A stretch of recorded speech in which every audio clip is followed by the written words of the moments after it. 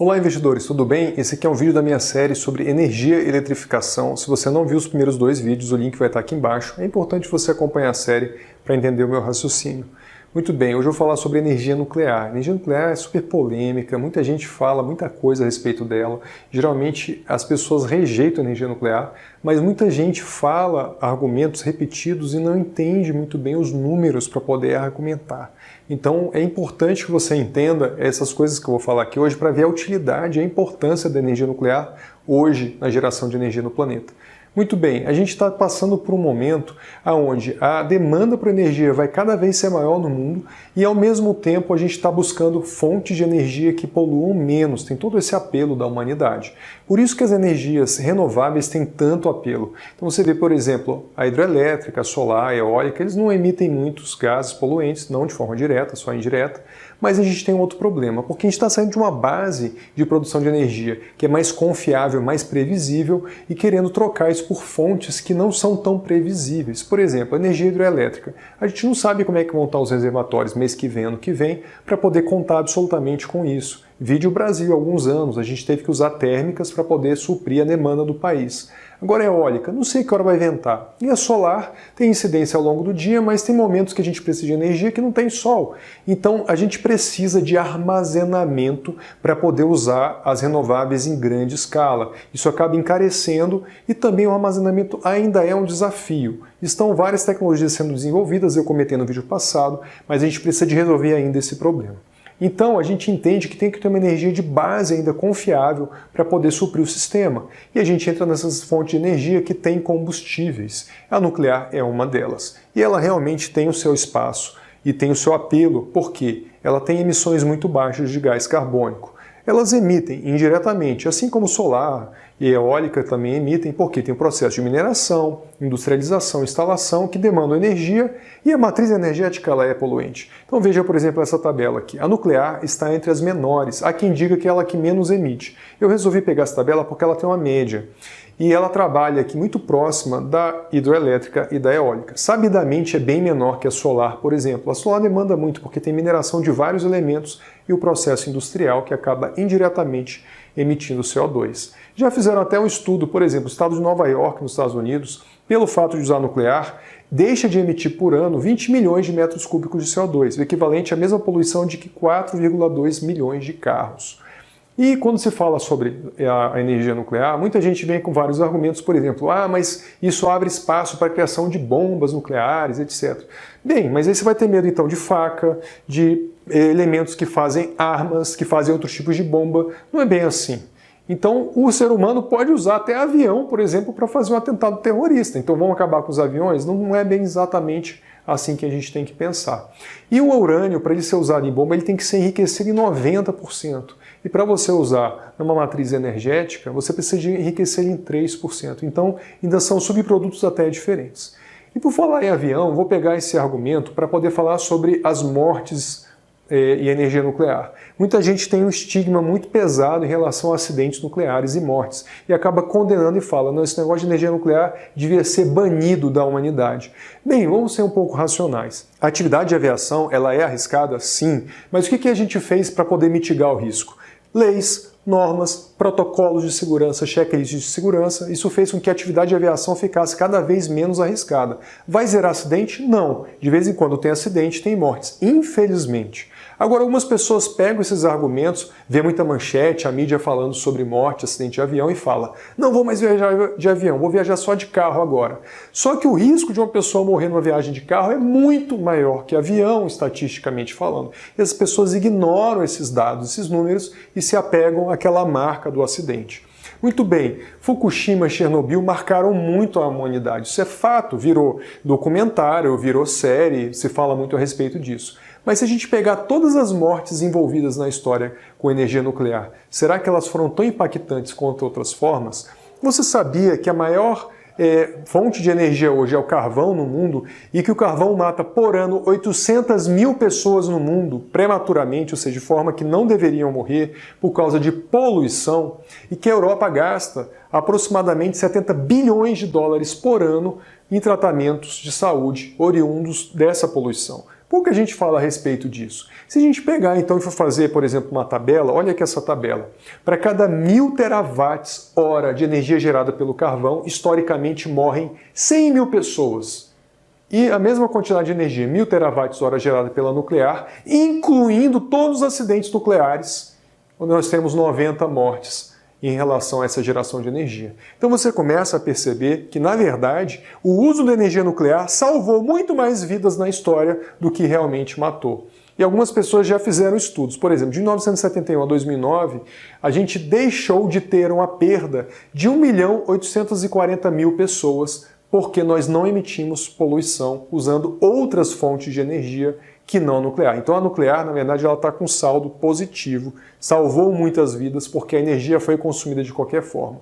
E quando a gente consome energia, então, no Brasil tem menos, né? Mas se você, por exemplo, vai usar o Google para pesquisa, o data center que está fazendo pesquisa em algum outro lugar do mundo está usando uma energia com base a carvão. Então, na verdade, a gente acaba tendo essa poluição indireta. A gente tem que pensar muito a respeito disso. Muita gente vem com outro argumento e fala que é a respeito dos resíduos nucleares. Fala, resíduo nuclear vai sujar, radiação, etc. Mais uma vez, é uma atividade muito regulamentada. Então o lixo nuclear que é gerado, ele é guardado de forma muito segura. Você pega, por exemplo, as fontes de combustíveis fósseis, elas jogam a sujeira e a gente não consegue controlar, não está em compartimentos, está espalhado na poluição, por isso que gera esses problemas todos de saúde. E se a gente pegar uma outra fonte de energia aclamada como limpa, por exemplo, como a energia solar, você já parou para pensar que o painel solar ele tem vida útil? Dura mais ou menos 20 anos. Vamos supor que uma pessoa passasse a sua vida inteira usando apenas energia solar. Ele ia ter que fazer uns 4 a 5 descartes durante a sua vida de painéis solares. Aquele negócio é grande e ele é jogado muitas vezes em lugares sem nenhuma política de descarte. Muitos países não têm política de descarte. Então eles vão ficar em lixões ali aglomerados e isso não vai se degradar com o tempo. E se aquele painel for rachado, saem muitos elementos ali que também são poluentes. E diferente do lixo nuclear, que vai perdendo a sua radiação ao longo dos anos, é óbvio que são milhares de anos, mas esses metais que saem do painel solar, eles não têm decaimento, eles vão sujar sempre a natureza. E as pessoas não se lembram muito disso quando vão argumentar a respeito de lixo. E quanto a volume? Cada painel solar daquele tem um volume, na verdade, uma área substancial. E quando a gente fala em energia nuclear, você sabia que se você usasse apenas energia nuclear a sua vida inteira, o volume que você ia produzir, sabe qual seria? O mesmo de uma latinha de refrigerante. Sim, você apenas abasteceria uma latinha com resíduo nuclear, depois de usar a energia nuclear a sua vida inteira. Pouca gente sabe a respeito disso ou pensa nesse impacto realmente de volume. Muito bem. Alguns também vão usar outro argumento, que é falar que a energia nuclear é cara. Historicamente, ela era até mais barata e competitiva em relação às renováveis. Agora, olha esse gráfico aqui. Ao longo dos anos, as renováveis caíram muito o seu custo nos Estados Unidos e a nuclear não. Isso acontece porque a energia nuclear utilizada nos Estados Unidos ela é de gerações anteriores de reatores, que realmente o seu custo-benefício não é tão bom. Agora, tem uma saída para isso. Quando você constrói um reator nuclear, você faz ali o projeto, você despende muito dinheiro, uns 10 bilhões de dólares. Para um grupo privado de investidores, é muito caro fazer mais de um projeto. Então acaba que eles ficam com a parte mais cara, que é o projeto de um reator. Agora, se você pegar o mesmo projeto de reator e fazer em escala vários reatores, o custo cai muito da geração de energia nuclear. Então, para um grupo privado isso pode ser caro, mas para países isso não é tão caro assim. A gente pega, por exemplo, a China, tem um projeto de construir vários reatores nucleares ao ano pelos próximos anos, pelos próximos 20 anos. Então a China tem, por exemplo, a proposta de construir geradores de terceira geração e esses geradores têm um custo de produção de energia tão baixo que chega a ser mais barato que a produção a carvão.